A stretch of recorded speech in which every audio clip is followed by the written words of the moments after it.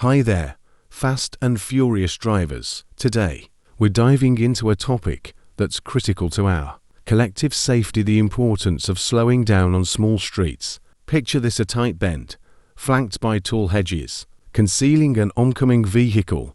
You accelerate, unaware of the impending danger. Suddenly, a collision, a symphony of twisted metal and shattered glass. Small streets offer limited visibility, leaving little time to react. Speeding amplifies this risk, turning blind corners into potential death traps. What about pedestrian peril? Small streets are the playgrounds of pedestrians, children skipping, elders strolling, and neighbors chatting.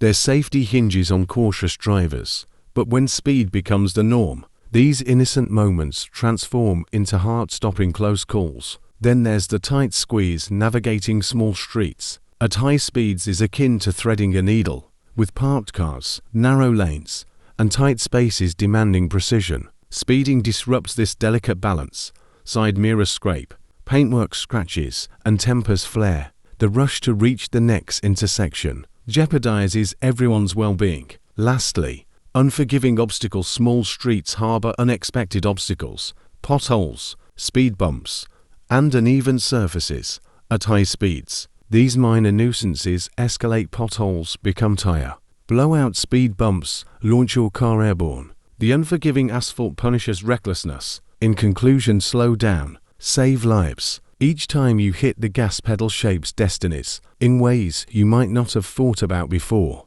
So remember to ease off the gas and embrace caution while navigating our neighborhood roads together. Let's make small streets safe havens where life flourishes and tragedy retreats. Thanks for watching. If you found this video helpful and want more insightful content like this one, don't forget to like this video and subscribe for more informative content that keeps us all safe on the roads together.